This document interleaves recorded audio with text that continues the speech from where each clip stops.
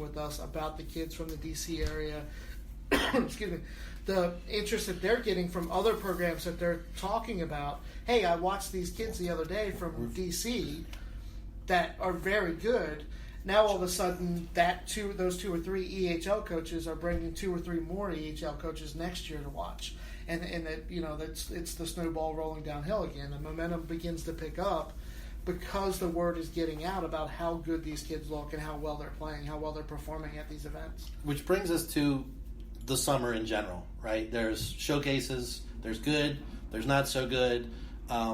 Wherever we go, again, we try to really work on behalf of our kids to get people out. And if there's a tournament in New England and we're here, whether it's the Chowder Cup or whether it's a random tournament that we're just trying to get our kids experience, guys will come watch. Sometimes they don't even know that they're going on until you talk to them about it. Like, Kings of the East Coast, a lot of junior coaches are like, wow, really? Oh, we had nothing on the schedule this week. We're going to come watch. Whereas the college coaches are all over this. But we got 3 or 4 NCDC coaches here this week watching us. But we come to the showcase versus main camp conversation, and main camp being the quote-unquote selection camps for the Tier 1 and Tier 2 junior level teams that so many of our kids spend $300, $400, $500 to attend. They can be an awesome experience.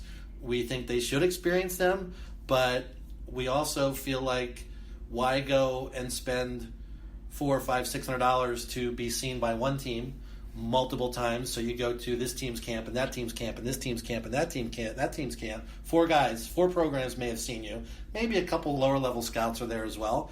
You come to a showcase like this, we got 25 colleges here, so we're looking big picture. We got some junior programs here too. So while I think the main camp experience is awesome, and I think every kid who wants to get to college in Tier 1 or Tier 2 should experience that, let's just talk a little bit, Coach Mazzo, about main camps and what we think about them as compared to maybe showcases. And again, we don't advocate you doing every showcase, just like we don't advocate you doing every main camp. Yep. I think you said it and you touched on it with that word experience. Every kid should experience it. I think when you're right now U16-03s, that would be a good experience for you. Get your first taste at an all main camp. Get your first taste at a USHL main camp. You usually know as an 03 if you are going to be a USHL player or not. So if you're just getting a main camp invite, you're more than likely not going to be one. So don't get that over the moon about it. But it's a great experience to go out and actually see that life, see actually where they play, get the feel of the players at that level, and players that want to be at that level. The hard thing for most kids, I guess, is the rejection, but even more so, it's the success of others that they've played with that gets posted on social media all the time. Oh, this kid made it, this kid made it, this kid made it. So now you're competing with, Mr. Joe over there because you think that you're better than him because one time in Pee Wee hockey you scored more goals than him, or whatever it may be. And that unfortunately presses that mental ability. I got to get to the NA, I got to get to the NCDC, I got to get to the BCHL, I got to get to SJS, AJ, whatever it may be, whatever Tier 2 league you want to throw out there. And they'll go to 5, 6 main camps, some kids. And usually I try to tell kids you could easily go to 2, and both of them are going to give you feedback. And if both are giving you the same feedback of why you're not a Tier 2 player, then you're not a Tier 2 player right now. And you should go back. You should find a good program that's going to give you valuable ice time, that's going to give you situational ice time, a coach that's going to develop you, that has a plan for you. Remind you that to everyone. You're paying to play ice hockey. Before you write a $9,000 check, you should probably find out if the coach really has a plan for your kid, or if it's just a $9,000 check. And we get so many kids who talk about, well, I got a personal invite from Coach so-and-so. He emailed me. Well, I mean, come on, guys. We all know that this day and age of technology, everything can be personalized, right? Even when you write a college coach. Yes. So you don't want to send a college coach a form letter, but the 3 or 4 sentences in the main part of the email can be the same, but let's personalize the first couple sentences. Hey, Coach, looks like you had a great season at Middlebury last year. I looked at your academic offerings and the quality of students you accept, and I'm really interested in your program. That's still personalized, but it's still the same message you're sending. If a coach hasn't seen you, talked to you, pulled you out of a locker room, and even that sometimes a coach or scout's getting paid to send kids to main camp, but they're at least saying, this kid's good enough to give us a good camp, or possibly maybe down the road make our team. That's a little different than the email. But, Coach Ben, I think a lot of times we get kids at 18U, they're trying to figure out their future, they're starting to panic, they want to play juniors, they want to play in college, and they're looking at all these tier 2 options, and maybe money, playing for free is important to their family. Yep. But let's be honest, if you're the 6th through the 7th through 12th forward on your team, going there for the experience and seeing what you need to do is a good thing. But a lot of these kids really think they're going to make the team out of 150 kids. I mean, what do we tell them? Wow, what a loaded question. But the thing I just keep thinking of is, with any communication, there's two sides of it. There's the talking that you do, but more importantly, it's the listening. And in the listening or the reading and comprehension of an email or whatever is where the real message is. Like, if a coach thinks you're going to make his NA or USHL or whatever team, he's going to tell that to you personally in a phone call, in person, whatever it is. He's going to say, I project you to be a third, fourth line guy. I project you to be a bubble guy. I want you to be my number one center. Whatever it is, he's going to tell you that flat out. If you're getting an email that says, hey, come to the camp, we're interested in you, and it's very generic, number one, you need to read and comprehend what's being said there, and then you need to read between the lines of, you have no chance of making this team. We just need bodies to fill our 80 positions or 60 positions or whatever it is at the camp. I almost think there's a fear in a certain respect of players that don't want to wake up to the reality of, I'm not ready, or I'm not going to be a tier 2 or tier 1 junior player. The flip side of that, I think, is it's also all good things come in due time, right? So if you're coming out of a U16 team and you're the third line forward on that team and you think you're better than that, go somewhere and prove it. Go to a U18 team and be the top 2 center on that team and prove that you were better than that third line position on that U16 team.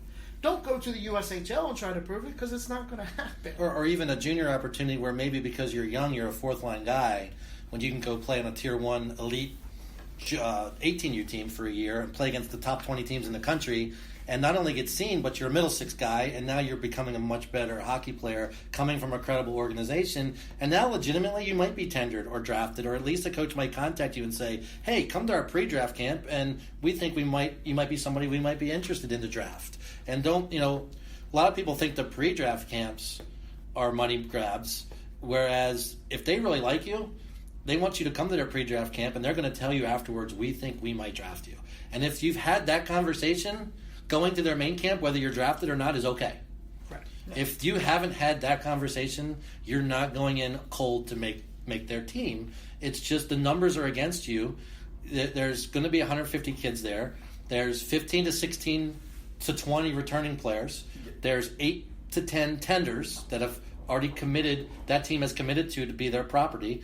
And then there's going to be 8 to 12 draft picks. So now there's 40 plus kids that are priority kids to them, that they've given up something to bring in, that are going to probably, 30 of them are going to get invited to training camp. Yep. 23 of them are going to make the team. So now we're looking at the numbers, and at your main camp, 95% of the kids aren't even tier 1 or tier 2 players. So even if you're ripping it up, doesn't mean you're a tier 1 or tier 2 player. I always love saying this to people. Hockey's very logical if you actually break it down. If things are like a bell curve, some are outliers. You'll find the 1s or 2s that were no one knew. They got invited to main camp. They made it out of main camp, and they made the team. The problem is that's an outlier. That's not the norm. That's not the average. That's not the 85% of the people in the middle, right? But we hang on to these outliers, and though they're good success stories, and we should shoot for those success stories, and we should all want those.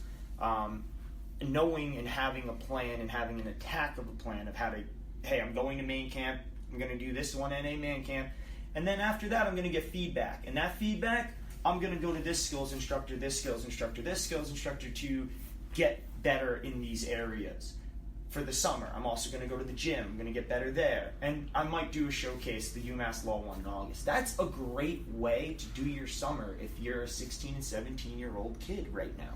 That is the best way to do your summer. It's like I always tell people, you could spend $495 to go up to a showcase, or you can spend $395 to go to Lounsbury, Rousseau, or even Glen Tucker and shoot the score, and your kids are going to get so much better from that than just gonna sink $495 to some, whether it be some main camp that is a fake. Sure, and to me, I mean, from my experience with my son, this process started around Christmas time of his second year 18U. He went to an NAHL camp, main camp in Minnesota with the Minnesota Magicians. He actually was personally invited at a showcase. The coach pulled him aside, said, "We really like you. You're not going to make the team this year, but we want to get you in the pipeline. We want to see what you can do against the older kids." He went. They invited him back the next year.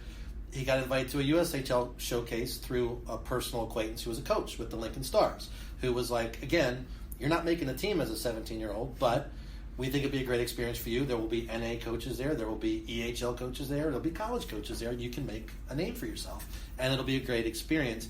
From that point on, as his second year 18U, at Christmas time, we started looking at rosters. We started looking at Tier 2 rosters, Tier 1 rosters, and at that point, like you said, we've heard from a couple Tier 1 teams, but it's like, if you're going to play, you're going to go to the NA or the NCDC, which was new at the time. We were just learning about the NCDC, and you need to go where you're going to play. Because right now you're from Maryland and you've got a resume. You're leading the AYHL in scoring, but nobody knows who you are. Yep. Really, they've seen you a few times and you're probably on a few lists, but we need to get you out there. So we looked at Tier 2 teams who needed forwards, who were going to lose 5 or more forwards. Mm-hmm. We emailed them.